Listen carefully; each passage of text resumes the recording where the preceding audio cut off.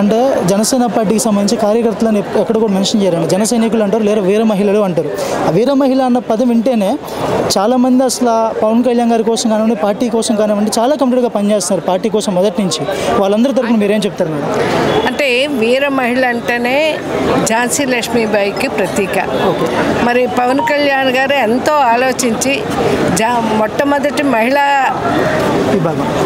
మహిళా విభాగానికి ఆ పేరు పెట్టడం చాలా ఆమోదయోగ్యం. ఎందుకంటే ఝాన్సీ లక్ష్మి ఆ రోజు భారతదేశ స్వాతంత్రంలో పాలు పంచుకున్నారు ఆవిడ. అలాంటి ఆవిడ పేరు పెట్టుకొని మహిళలందరూ ఆ రకంగా ఉండి సమాజానికి మేమున్న సమాజంలో ఆకాశంలో సగభాగం అని చెప్పి గర్వంగా చెప్పుకునేది ఈరోజు మహిళలు కూడా మేము కూడా సమానంగా ఉన్నామనే ధైర్యంతో, ఆత్మవిశ్వాసంతో ముందుకెళ్లే ధైర్యాన్ని తెచ్చింది వీర మహిళ. మేడం, అదేవిధంగా గత ప్రభుత్వం నుంచి చాలా ఇబ్బందులు ఉన్నాయి మహిళలు. కానీ ఈరోజు చిన్న చిన్న పట్టణాల్లో ఉన్నటువంటి మహిళలకు సైతం ర్యాపిడో ఇలాంటి సంస్థలతో ప్రభుత్వం ఎంఓఏలు కుదుర్చుకుని వాళ్ళకు కూడా స్వయం ఉపాధి అందిస్తూ ఉంది. దీన్ని ఏ విధంగా చూస్తారు? అంటే ఒక చాలా కీ ఇనిషియేటివ్ ఇది. ఎవరు కూడా ఆలోచించారు ఈ విధంగా బేసిక్గా. అంటే ఒకటి, మహిళల్లో అన్ని రంగాల్లో ముందుకు తీసుకురావాలన్నది ఎన్డీఏ ప్రభుత్వ లక్ష్యం. దానికి ముందడుగు వేసింది ఎన్డీఏ కూటమి. ఇప్పుడు గ్రామాలు, ఇప్పుడు హైదరాబాద్, విశాఖపట్నం, కాకినాడ అంటే పెద్ద సిటీలో తిరుగుతారు. కానీ గ్రామ స్థాయి నుంచి కూడా మహిళలు ఎక్కడికి వెళ్ళే ధైర్యంగా రాగలం, ఇంటికి వెళ్ళిన మహిళ రాగలం అనే మనోధైర్యంతో ముందుకు ఈ ర్యాపిడ్లో పెడితే ఆడపిల్లతో ధైర్యంగా ఉంటుందనే నమ్మకంతో ఈరోజు ర్యాపిడ్లు పెట్టడం ఇది తొలి విజయం. ఇది మహిళల తాలూకా తొలి విజయం. ఈ విజయాన్ని అందరూ కూడా ఆమోదించాలి, గౌరవించాలి.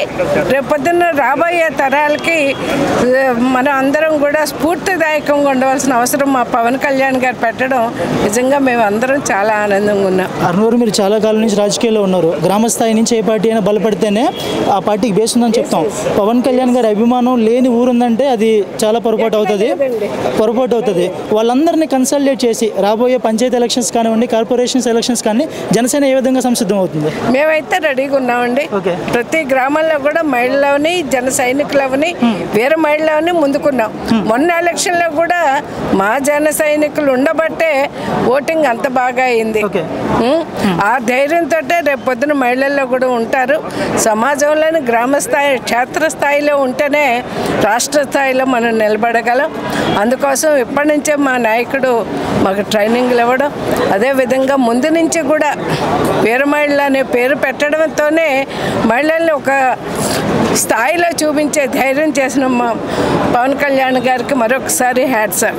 మేడం, వైసీపీ నాయకులు ఈ రాష్ట్రంలో కూటమి ప్రభుత్వం అధికారంలోకి వచ్చినాక మహిళల మీద అఘాయిత్యాలు, దాడులు ఎక్కువైపోయినాయి అని చెప్పేసి ప్రతిరోజు కూడా ఈ విధమైనటువంటి ప్రచారం చేస్తున్నారు, న్యూస్ సర్క్యులేట్ చేస్తున్నారు. వాళ్ళకి మీరు ఇచ్చే కామెంట్, రిప్లై ఏంటి మేడం? అసలు పక్కనున్న ముఖ్యమంత్రి, ఆనాటి ముఖ్యమంత్రి వైఎస్ జగన్మోహన్ రెడ్డి ఇంటి పక్కన ఒక మహిళకి, వికలాంగులకి అయితేనే ఆయన బంగ్లా పక్కన ఉన్న మహిళకే ఆయనకి సెక్యూరిటీ ఇవ్వలేని వ్యక్తి ఈరోజు మాట్లాడడం చాలా విడ్డూరంగా ఉంది. దెయ్యాలు వేదాలు వల్లించినట్టుంది. ఈరోజు మేము ధైర్యంగా మహిళలకు అన్ని రంగాల్లో కూడా ఈరోజు మహిళల్లో బస్సులు ఇస్తున్నాం, ఎంఎస్సీ పెట్టాం, వెలుగు పెట్టాం. అన్ని రంగాల్లో కూడా మహిళలకు అవకాశం ఇస్తున్నాం. కాబట్టి వాళ్ళు మాట్లాడి వాళ్ళ పరిస్థితి ఏంటనేది ప్రజలే నిర్ణయించారు. ఇంకా మనం వాళ్ళ గురించి మాట్లాడవలసిన అవసరం అయితే మాకైతే కనిపించలేదు. మేడం, మీకు తెలుసు ఈరోజు వైజాగ్ పేరు అయితే ఋషికొండ అనేది దేశవ్యాప్తంగా సెన్సేషన్ అయింది. జగన్మోహన్ రెడ్డి గారు అక్కడ ఒక అద్భుతమైనటువంటి భవనాన్ని కట్టారు. ఆయన పబ్లిక్ అడ్మినిస్ట్రేషన్ కోసం అంటారు, నా సొంతంగా కట్టుకోలేదని చెప్పేసి ఇంకొకసారి చెప్తున్నారు. కానీ 450 కోట్ల పైచీలకు బిల్లులతో ఒక భవనం కట్టాల్సిన అవసరం గత ముఖ్యమంత్రికి ఎందుకు వచ్చింది అనుకుంటారు? అంటే ఇక్కడ తేమ ఉంది విశాఖపట్నంలో, అందుకే క్యాపిటల్ స్థాపిస్తామని ఆ రోజు పనికి రాని వాగ్దానాలు చేశారు. ఒక అన్నదమ్ముడు ఆకలితో మలమలలాడుతుంటే ఇంకొకరికి పరమాన్నం పెడతా ఉంటే ఎలా ఉంటుంది? అలానే అక్కడ రైతులు అమరావతిలో గోల పెడుతున్నప్పుడు, వాళ్ళ భూములు తీసుకున్నప్పుడు అప్పుడు ఆయన వర్డిక్ట్ ఇచ్చి ఇప్పుడు మళ్ళీ విశాఖపట్నం మీద కనికరం వచ్చి లేకపోతే ప్రేమ వచ్చి అభివృద్ధి కోసం కాదు, తేముంది కాబట్టి ఇక్కడ ఏదో చేద్దామని చెప్పి క్యాజల్స్ లేపారు. ఆ క్యాజల్ కాస్త మేము దాన్ని ఏ విధంగా చేయాలి, ఏ విధంగా ఎవరికి ఎవరికి ఇవ్వాలి, ప్రభుత్వ పరంగాన ప్రైవేటైజేషన్ చేయాలా, ఇవన్నీ ఆలోచించుకొని ఎన్డీఏ కూడా కరెక్ట్గా నిర్ణయం తీసుకుంటుంది. అయిపోయింది, 100 తప్పుల వరకు క్షమించారు. శిశుపాలుడినే అప్పుడు చెప్తారు కదా 100 తప్పుల వరకు అని, ఇప్పుడు జరిగింది కూడా అదే. So now he is given, the people has given the verdict. So let us welcome that. Okay madam, Vizag మనం వైజాగ్ చూస్తే ఈరోజు చాలా అద్భుతంగా డెవలప్ అవుతుంది. అనేక ఐటీ కంపెనీలు వస్తూ ఉన్నాయి, హైడల్ పవర్ లాంటి ప్రాజెక్టులు కూడా వస్తూ ఉన్నాయి. దీని గురించి ఏమనుకుంటున్నారు మేడం? ఏం లేదు, ప్రజలందరూ హ్యాపీగా ఉన్నారు.